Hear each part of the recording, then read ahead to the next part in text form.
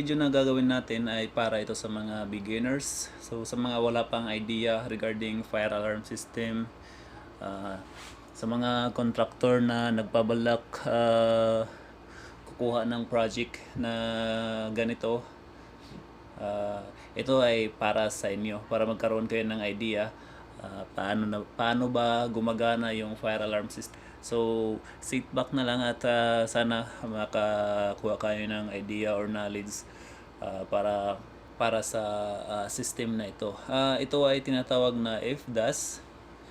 So fire detection and alarm system. So in short, fire alarm system. Pero tinatawag nito sa mga designer na FDAS. So check natin kung ano yung mga nasa loob at saka yung features ng panel na ito. Ito ay recommended talaga sa mga beginners. So ayan, lagyan natin ng ilaw para makita ninyo. Recommended ko tong panel na to para sa mga beginners kasi pwede mo siyang i-program dito lang sa panel mismo. So kadalasan kasi yung mga binibenta sa market ng mga addressable panels, kailangan mo pa ng laptop para ma-configure yung system para ma-program. Pero dito sa keypad lang, doon sa may sa touchscreen lang niya, pwede mo siyang i-program. So itong board na to, ito yung tinatawag na IB board. So tapos ito yung loop card. Hanggang 2 loops to, expandable. 1 loop lang yung nakasaksak. So yung model pala nito is AWFP101 kasi 1 loop lang. 102 pag 2 loops. So ayan. Modular siya. So in case na masira, nakasiparate si power supply, yung papalitan mo power supply lang. So si loop card, so kadalasan naman nakaseparate yung loop card natin. And then ito yung IB board. Dito sa likod ng likod ng front panel, nandito yung tinatawag nila na ang tawag ng board na to is addressable main board.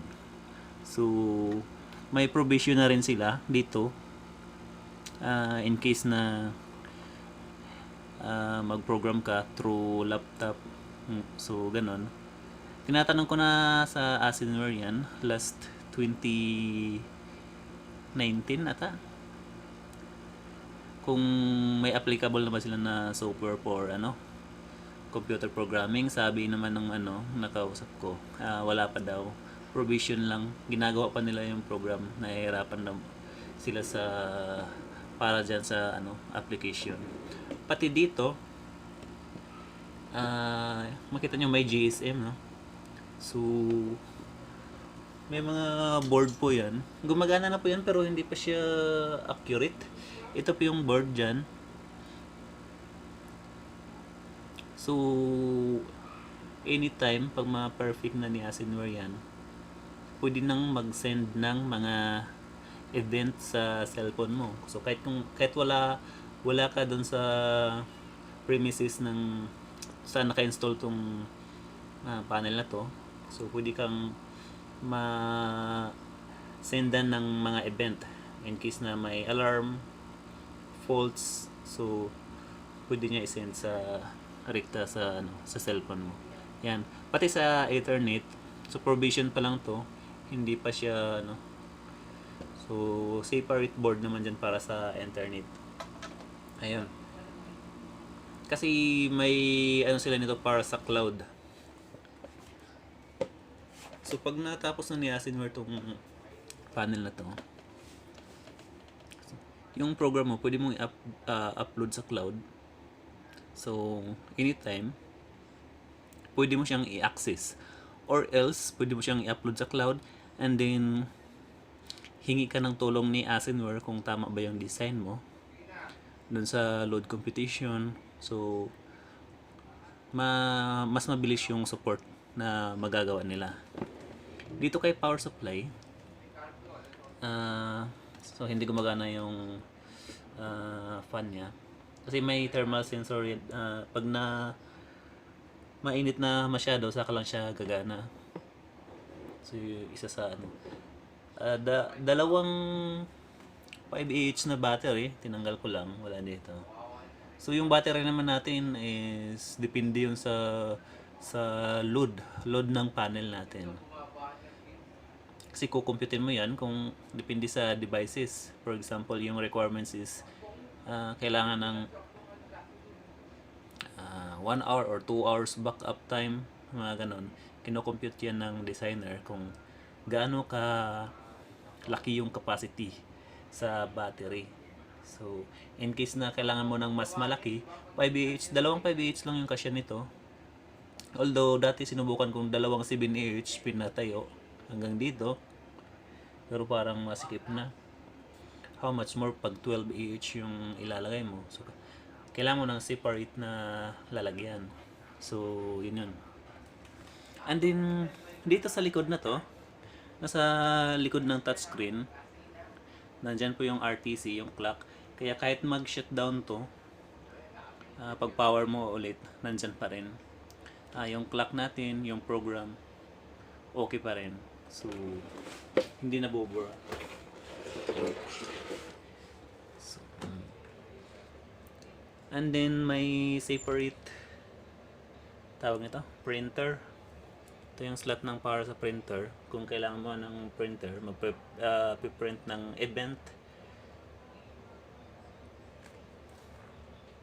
Diyan yun ilalagay si printer. So ayan, yun po din yung mga devices na nakasala ngayon. So tingnan natin ang malapitan.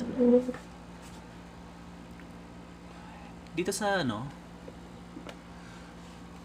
wired na mga button, 1, 2, 3, 4, 5, so 5. Ito reset. So ito lang yung pipindutin mo para ma-reset yung system in case may gusto mong i-reset or alarm, tapos na yung alarm. Pero hindi mo ma-reset yung system hangga't hindi ka naka-login. Sa ngayon kasi is access level 4. Naka-login na pala tayo. So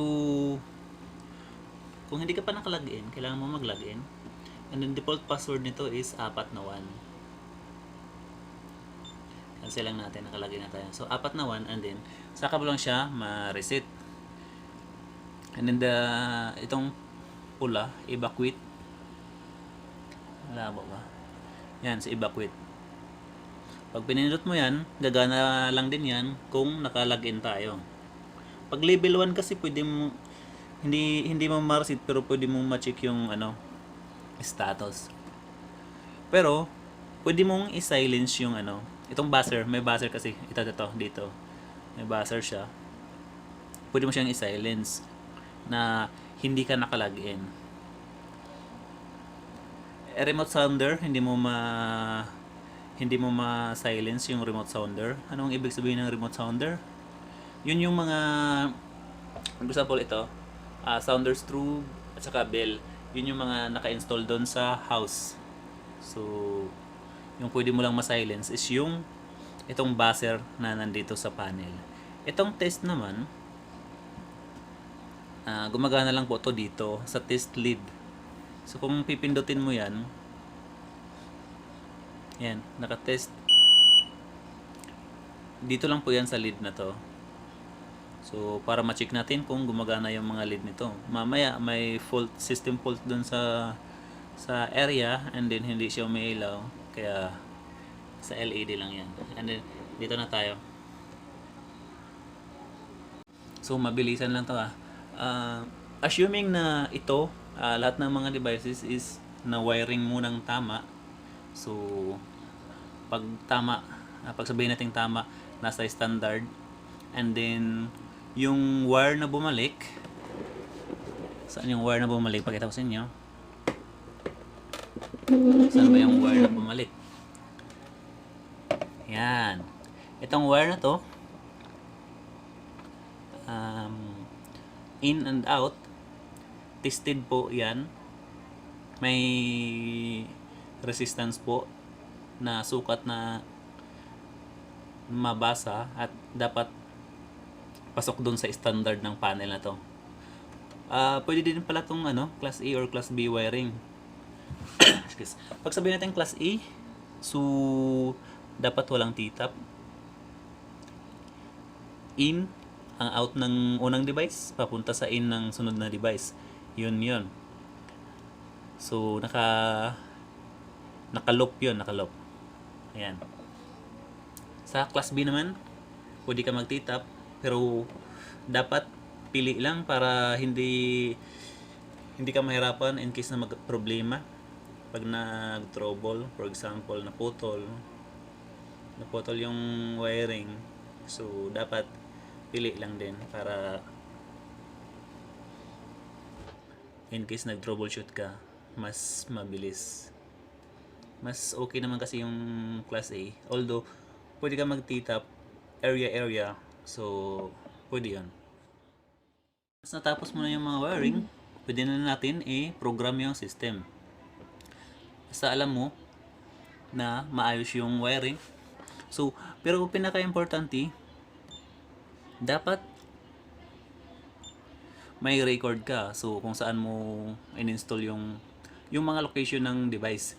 Kasi wala po itong auto learn.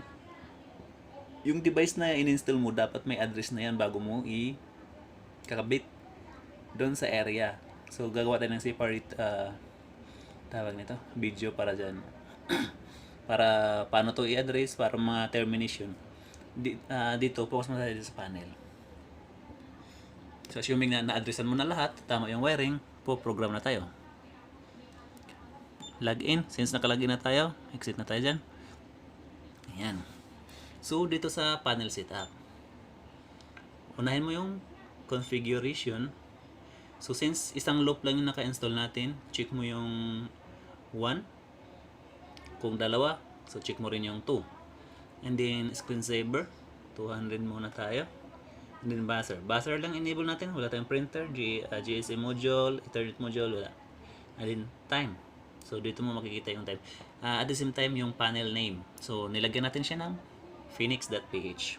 So, after binago mo yung mga configuration, dapat i-check mo yung enter. Yan po yung enter niya. So, next is register. Ayan. So, yan yung mga device na lahat ng mga naka-check, naka-green, yun yung mga may device. So, makita mo dito, hanggang 250 kasi bawat loop nito. Kaya niya hanggang 250. So, pinakauna mong gagawin dito, pipindutin mo yung search. Hindi ko na isi-search kasi magpo-program na naman ako. Pag napindot mo yung search, antayin mo lang, medyo matagal yung reading. 250 seconds, mga 5 minutes yun. Lalo na pag marami yung load, marami kang device, matagal-tagal yun.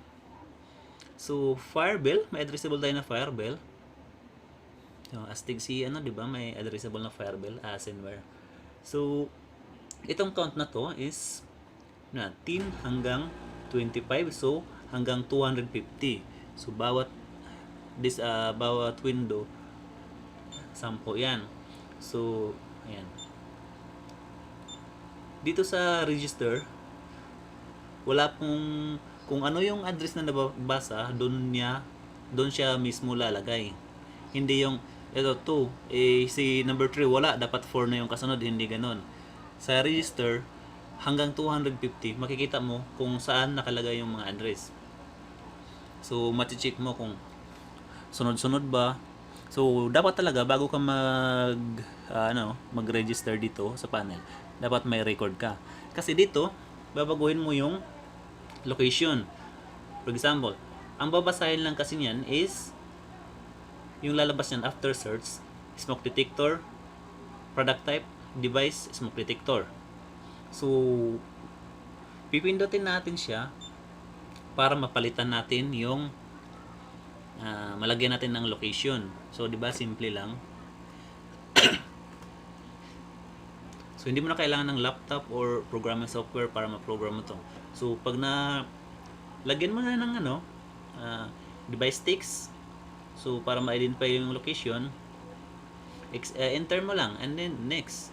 Pindutin mo lang next. Yan. Then enter. And then pagkatapos ng lahat, save mo. Huwag kalimutan. Yan. 250 seconds po kasi yung counting niya. Pero pag konti lang, mabilis. Maximum yung 250. Pag natapos mo na lahat, for example, okay na lahat, nalagyan mo na ng ticks, doon ka naman sa zone assignment. Ayan. Si address 1, itong address 1 na to, unit, for example, si address 1 nasa unit 501. So, for example, yung 5 natin, 5 floor, so nilagay natin zone 5. Ang kagandahan lang nito, pwede mo siya i-assign hanggang sa 4 na zones. 'Di ba? So, medyo flexible siya. Kadalasan ginagawa 'yan sa mga sounder, sa mga output device. For example, relay module at saka firebell. Dito sa firebell. Ginagawa ko si firebell, yung zone niya, itong sa first, zone 1, second, zone 2. So, ang ibig sabihin po niyan, kasi yung zone 1 natin is ground floor, zone 2, second floor, zone 3, third floor. Kahit saan dyan sa zone 1, 2, 3, mag-trigger, itong bell na to gagana. So, nakadepende na rin yun kung may delay kang nilagay. Kung ang device nag-trigger sa zone 2, second floor. Kung may nilagay kang delay sa second floor, aantayin yun ni firebell na to. Gagana siya. So, kahit zone 3, dito lagay natin zone 30. So, napakalayo na nun. Check. So, yan. Kahit hindi magkasunod-sunod. O, diba? Medyo flexible siya. So, tapos na tayo sa zone assignment. So, since tapos na tayo sa register sa zone assignment, balik tayo kay panel setup. Zone settings. Ayan. So, makikita nyo may mga delay. So, ano yung action is normal lang. Test, disable. At pakikita mo kung ilang seconds at saka ilang minutes yung delay. May fire quantity. So, ma-check natin yan dito. For example, ground floor. Huwag natin palitan yung pangalan ng zone. Since zone 1 nasa ground floor, GF nilagay natin. Ayan. Dito fire quantity.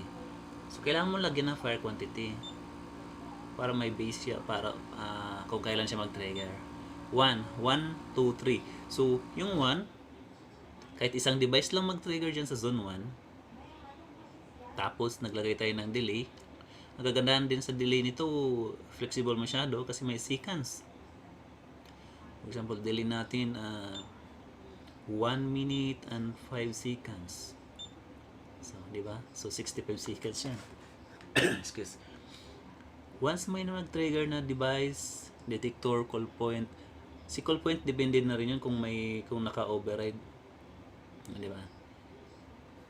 Once may mag-trigger na isa lang, so pagdating sa count niya na 65 seconds, mag-a-alarm yan.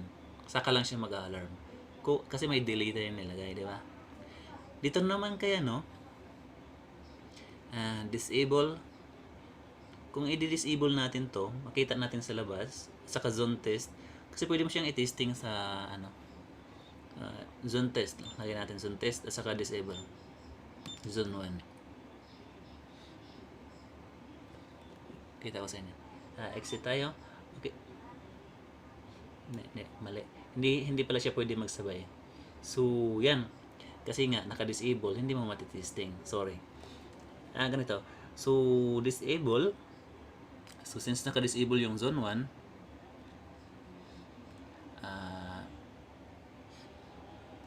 sa status na to, kung may mag-trigger sa zone 1, wala po yan. Hindi po yan babasahin ni panel na alarm. Kasi nga naka-disable siya. So, kaya balik tayo doon. Enable natin. So, once naka-enable yan, saka mo lang yan ma-test. So, saka lang mo siya ma-testing. Diba? So, pagkita natin yung status dito. Zone 1 ay naka-test mode. Saan ba yung zone 1 natin? So, anong hawak ng zone 1? GF. So, save muna natin. So, yan. So yung zone 1 natin is naka-testing. Since naka-testing siya, makikita mo dito. Lapit natin. So zone 1, ground floor is testing. So aware ka kung ano nangyayari sa panel mo. So never mind na lang dyan sa IV board communication fault. May sira kasi yung board natin. Ayusin pa natin yan. And then, hanapin natin. Sino ba si zone 1? So, yung mga nakalagay sa zone 1 dito is yun. Kita nyo yung blink na yun. Double pulse every seconds. Call point. Yan. So yung mga hindi nakatesting, ganyan lang yung pulse nya. Diba? Hindi nagmamadali. Yan. Ganun lang yung pulse. Pero yung nagmamadali na nag-blink, yun yung under the zone. So ganun lang mag-testing. Para ginagawa yun para ma-check natin kung itong device na to binabasa pa ba ng panel, yung mga ganun. So balik na tayo. Saan na ba tayo? Zone settings pa pala. So tapusin na natin tong testing. Kasi hindi mo po yan mapindot dito, di ba? So tapusin natin to yung testing. Then okay.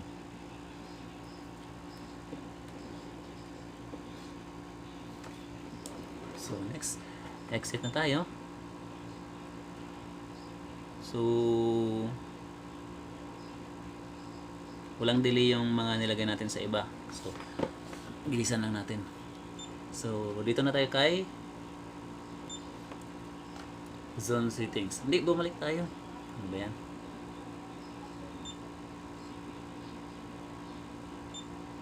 Yan, status operation. So kay status and operation, ito yung kaibahan doon kay register at saka yun yung kaibahan kay dito.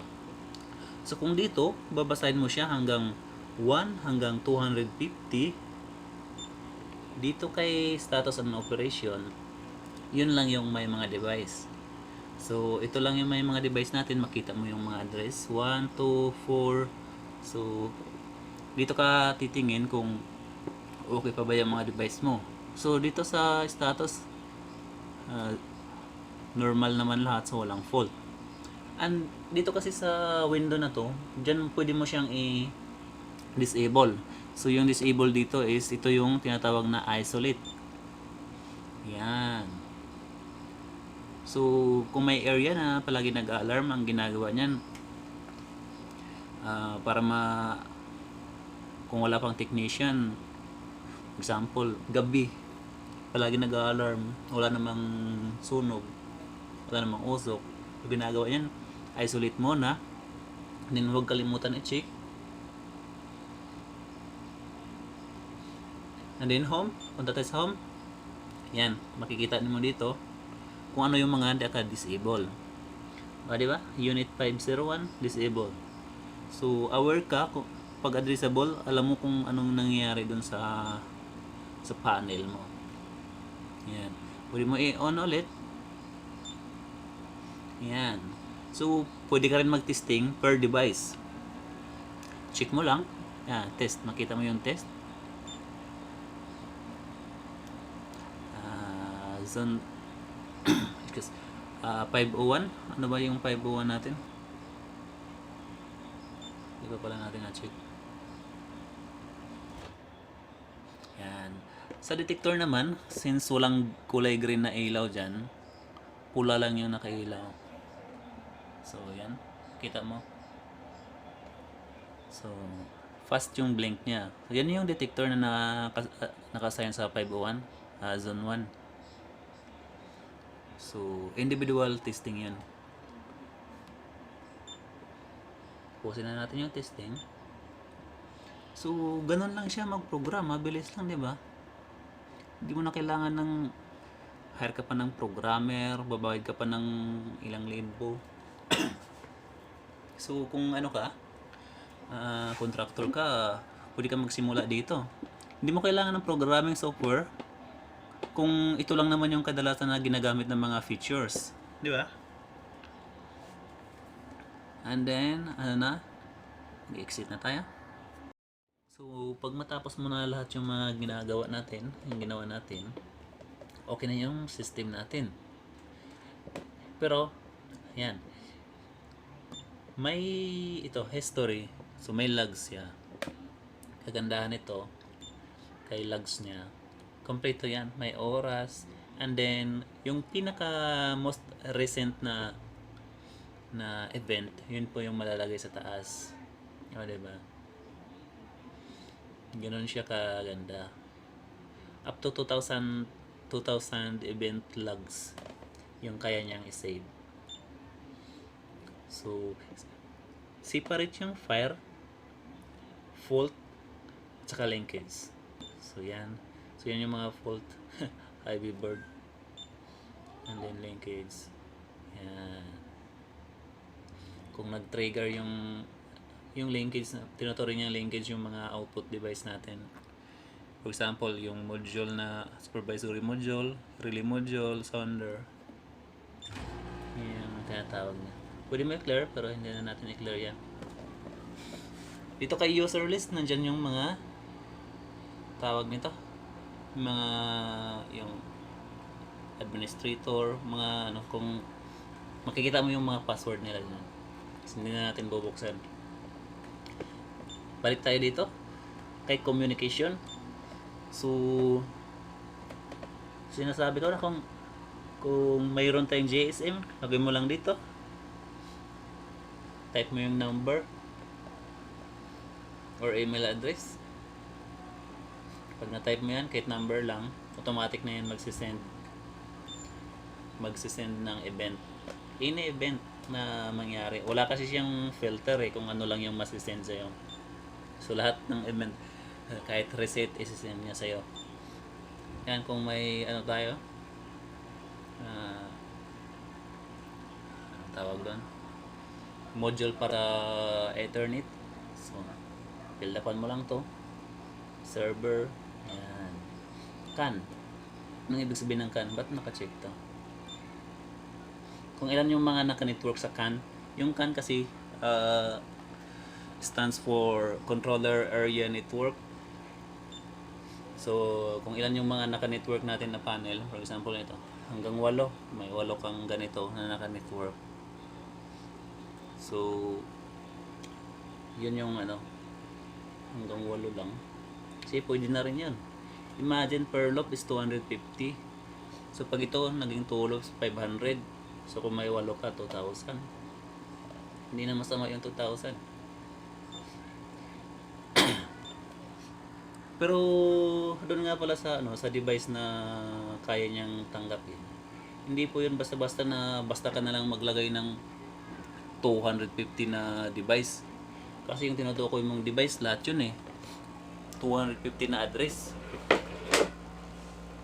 For example, lagay ka ng 200 na detectors, smoke detectors, yung mga and then binting supervisor module, binting relay module, tapos 10 ganun. So isipin mo na lang yung power consumption nun. So limited po yun. Kasi itong system na to expandable. So in case na hindi pa tayo umabot ng 250, sa computation natin aabot na siya ng 3 ampere. May separate kasi ito na power supply. So, pwede mong lagyan ng power supply. Kaso yung power supply natin is kailangan din yun nilalagyan mo rin yun ng address. So, ganun po yung magiging setup niya. So, may power supply extender si Alienware. Hindi po yan basta-basta na lagay tayo hanggang 250. Hindi din po advisable para sa mga beginners hindi natin advisable na full natin maximum load. So porket hanggang 250 addresses, lagay na natin yung 250. Load lang tayo ng 60 to 70%. So sa 250 kahit 150 lang ilagay natin diyan Kasi para na rin yun sa sa system natin na tatagal. Kasi pag iludan mo yan ng 250 sa power supply pa lang mainit na yan. Yung fan na yan, hindi na yan mamamatay. Andar ng andar yan. So, hindi advisable yun. Since mura lang naman tong system na to, hindi naman ganun kamahalan.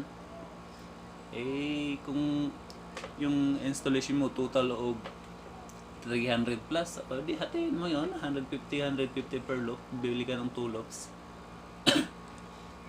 Bili ka ng 1 loop, bili ka ng separate extension na isa pang loop. Huwag kang bumili ng diretso ng 2 loops. So, yun lang yung ko na advice. So, hindi natin gawa tayo ng next video para dito sa device, paano in-install, paano na wiring yan, paano gumagana yan, at saka tawag nito, yung mga specs ng device, paano pang buksan yung mga call point na yan. Excuse me.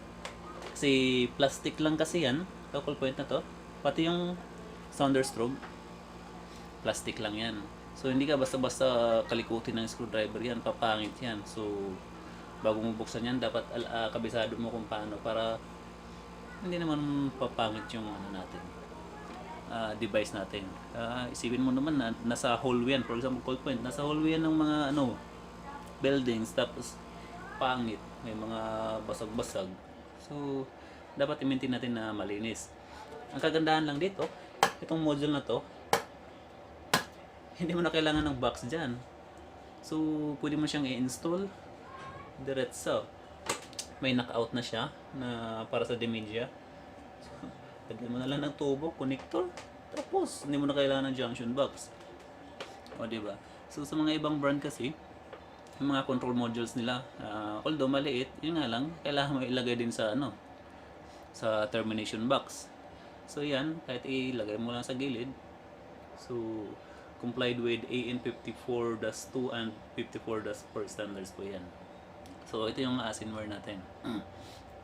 So, mabilisan ng lang po yun para sa features at sa mabilisang program. Pero kung gusto nyo matuto talaga, actual, so pwede tayo mag-conduct ng training. So, request lang kayo. Kasi pag dito lang, hindi mo ma-actual, medyo mahirap yun. Kukuha ka ng project and then wala ka pang idea. So, mas maganda, kukuha ng project, may tamang training ka na, kahit first time mo, hindi ka kakabahan. O, diba? Ito talaga yung recommended na na panel para sa beginners. Kasi pag gagawa ka project mo is, for example, anong panel yung pinay-present mo sa client. For example, mga mamahalin na mga panel. Kailangan mo pa ng programmer nun. So, ang mangyari kasi si supplier mo, sasabihin sa'yo, may additional charge yung programming. So, doon pa lang, tagilid ka na. Imbis na makuha mo yung project, dadagdagan mo yung presyo mo kasi kailangan pa magbayad doon sa programmer. Dito, kahit ikaw na mismo mag-program, self-explanatory naman yung Saka napakadali. Hindi mo na kailangan ng laptop, programming software, hindi mo na i-connect sa laptop. Kasi pag ganun yung setup mo, kailangan mo ng laptop. Doon pa lang pag-connect sa laptop to panel, minsan nagkakaproblema pa sa mga connectors kung hindi mo masyadong kabisado. O, diba? So, pag ito yung gamitin mo, mas mabilis. Mag-request ng pa-training sa amin, hindi ka gagastos ng malaki, pero may idea ka na. Doon ka na lang gagastos pag may client ka na. So, at least, alam mo na. Kabisado mo na yung gagawin mo. So, hindi ka mapapahiya sa client. So, next video natin para sa mga device, specs at saka paano i-wiring, paano ang termination, ayun, paano siya i-install, samahan natin ng design, paano yung tamang design para sa fire detection and alarm system. Yun po yung FDAS. So, pwede mo nang sabihin fire alarm system, shortcut na lang. Thank you for watching.